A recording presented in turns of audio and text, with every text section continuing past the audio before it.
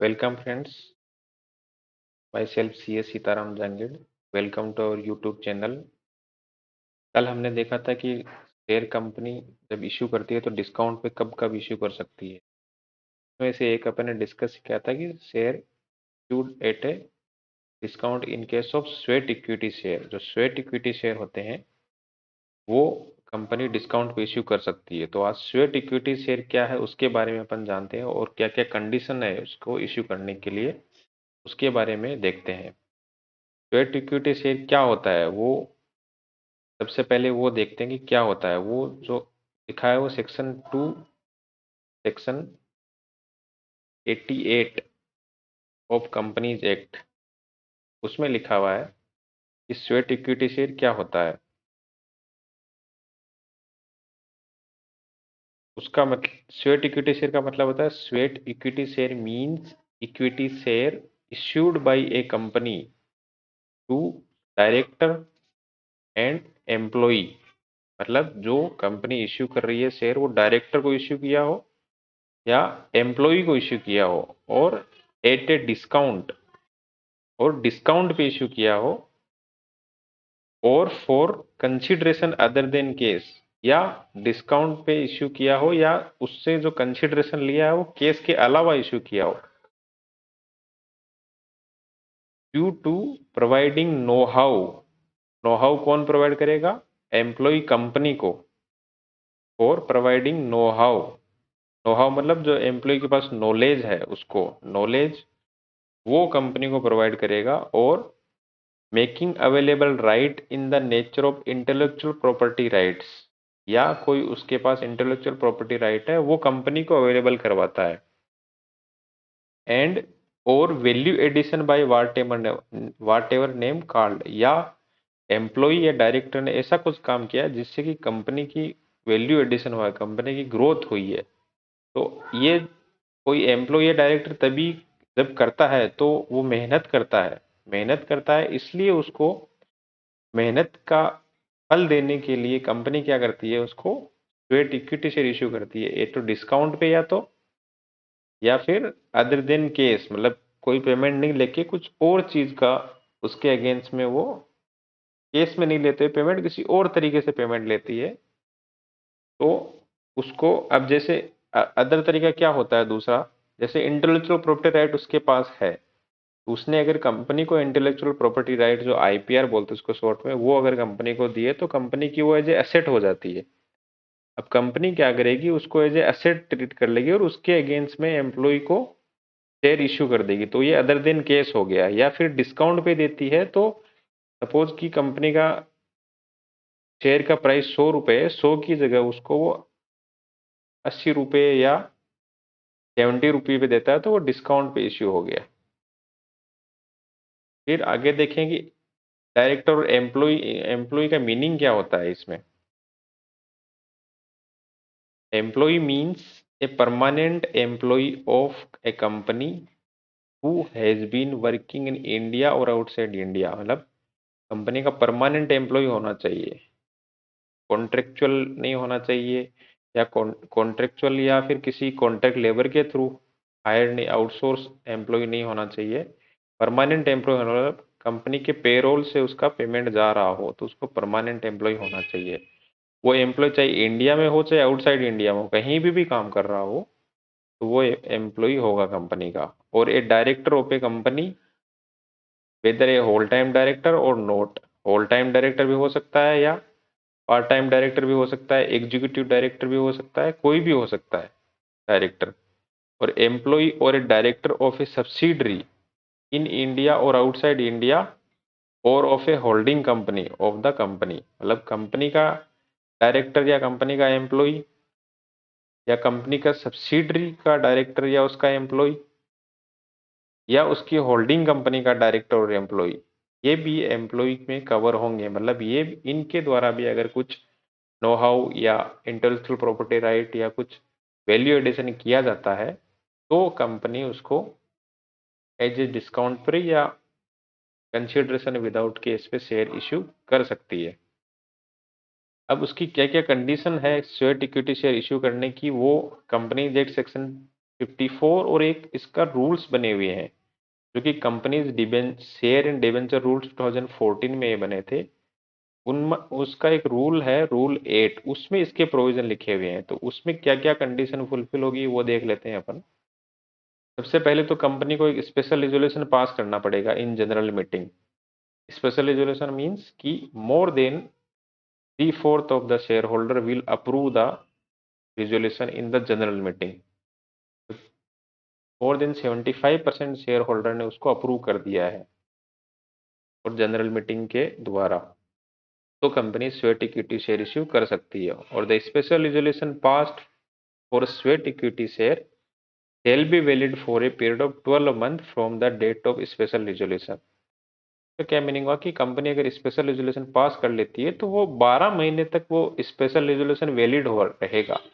मतलब आज मैंने अगर स्पेशल रेजोल्यूशन पास किया तो नेक्स्ट 12 मंथ तक में वो शेयर वैलिड रहेगा और 12 मंथ तक company sweat equity share issue कर सकती है। And issue of such equity share shall not exceed, ये बहुत इंपॉर्टेंट कंडीशन है कि अगर अपन ने स्वेट इक्विटी शेयर इश्यू किए तो वो इनमें से ज्यादा नहीं होना चाहिए। इनमें से ये दो है कंडीशन। एक है 15% of existing paid up equity share capital in the year. Existing paid up capital suppose मेरी 1 लाख रुपए है तो 1 लाख का 15% वाले 15,000 से ज्यादा नहीं कर सकता एक साल में। और the share of the issue value of 5 crore whichever is higher, और 5 करोड़ रुपए इन दोनों में जो भी कम हो। सपोज मेरी इक्विटी शेयर कैपिटल है वो 100 करोड़ रुपए है कंपनी की, तो उस केस में 15% कितना होगा? 15 करोड़। एक तो फर्स्ट वाले केस में ये आ गया 15 करोड़ से ज्यादा नहीं कर सकता।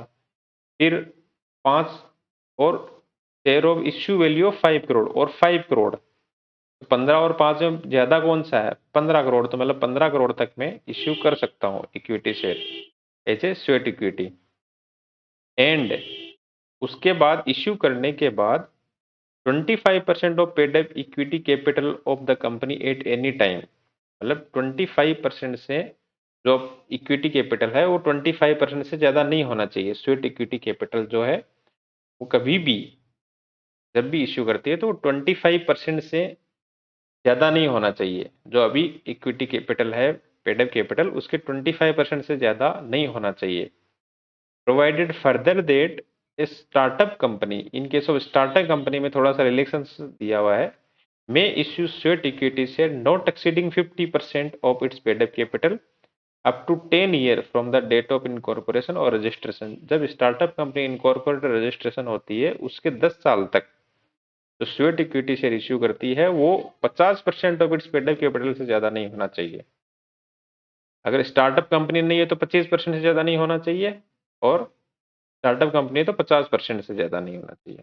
स्टार्टअप कंपनी केस में 10 साल तक जो इशू कर रही, तो अगर 10 साल हो गए स्टार्टअप कंपनी को तो फिर ये उसको 25% वाले लिमिट में ही रहना पड़ेगा। और मैक्सिमम होती है कितना? 15% of maximum existing paid up capital और 5 करोड़ विच एवरेज हायर। जो भी उसका हायर अमाउंट है उतने तक का स्वेट इक्विटी शेयर इश्यू कर सकती है कंपनी, लेकिन इससे ज्यादा नहीं कर सकती। मतलब इस केस में अपन ने देखा था 15 करोड़ हमारा आ रहा था तो 15 करोड़ से ज्यादा इश्यू नहीं कर सकती। और maximum 25% in case of non startup, और स्टार्टअप के केस में 50%। फिर आगे है the price of sweat equity share shall be determine by the registered valuer. अब जो प्राइस कंपनी डिटरमाइन करेगी स्वेट इक्विटी शेयर के लिए, मतलब कितना डिस्काउंट पे देना है या क्या प्राइस होगी, वो एक रजिस्टर्ड वैल्यूअर के द्वारा डिटरमाइन की जाएगी as the fair price giving justification for the such valuation. और जो रजिस्टर्ड वैल्यूअर है वो उस प्राइस का जस्टिफिकेशन भी देगा कि मैंने क्या क्या चीजें कंसिडर करी है, क्यों मैंने ये प्राइस अराइव आई है, वो सारी चीजें उसमें विद जस्टिफिकेशन वो सच वैल्यूएशन करेगा।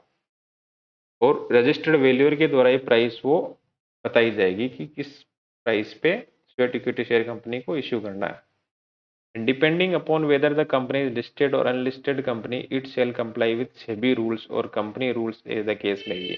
अगर लिस्टेड है कंपनी और फिर equity sweat equity share issue कर रही है तो उसको तो सेबी के रूल्स एंड रेगुलेशन वो ही फॉलो करने पड़ेंगे जो सेबी एक्ट में लिखे हैं, और अगर लिस्टेड नहीं है, अनलिस्टेड कंपनी इश्यू कर रही है, तो फिर कंपनी को ये rule 8 of companies share and debenture rules 2014 and section 54 के अनुसार शेयर इक्विटी शेयर इश्यू करने पड़ेंगे, जो भी एप्लीकेबल होगा।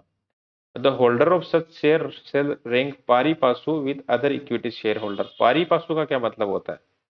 पारी पासु मतलब, अब शेयर इक्विटी शेयर किसी को दिए तो इसका मतलब ये नहीं होगा कि उसका कुछ राइट्स है इक्विटी शेयर के बदले में वो कम हो जाएगा।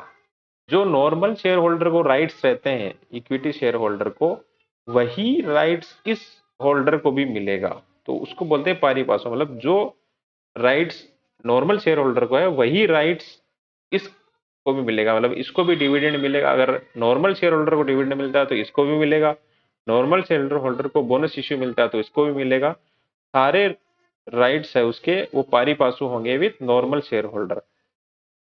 And the sweat equity share issued to director or employee shall be locked in for a period of 3 years from the date of allotment। मतलब जिस डायरेक्टर और एम्प्लॉय को स्वेट इक्विटी शेयर इश्यू किए गए हैं, वो जिस डेट को अलॉटमेंट हुआ है उस डेट से 3 साल तक वो उसको होल्ड करके रखना पड़ेगा। ऐसा नहीं कि स्टेट इक्विटी शेयर मैंने इश्यू किए, सपोज कभी कभी ऐसा होता है कि लिस्टेड कंपनी है, उसके शेयर किसी एम्प्लॉय डायरेक्टर इश्यू कर दिए 80 डिस्काउंट पे, और जब मार्केट प्राइस इंक्रीज हुआ तो 2-3 महीने 5 महीने या साल भर में उसको बेच दिए। वो चीज नहीं कर सकता वो, उसको 3 साल तक वो शेयर कम से कम होल्ड तो करना ही पड़ेगा। तो ये कंडीशन है जो कंपनीज एक्ट 2013 और rule 8 of companies share and debenture rules 2014 में लिखी है sweat equity issue, sweat equity share issue करने के लिए। जो आज हमने देखा, एक छोटा सा वीडियो बनाया स्वेट इक्विटी शेयर के लिए, जो कल हमने देखा था कि अगर डिस्काउंट पे इश्यू करती है तो किस किस केस में कंपनी इश्यू कर सकती है। तो hope you guys understand what is the issue of sweat equity share under section before and what is the rules for that rules and regulation which company have to follow for issuing of sweat equity share. If you like the session, please subscribe, share and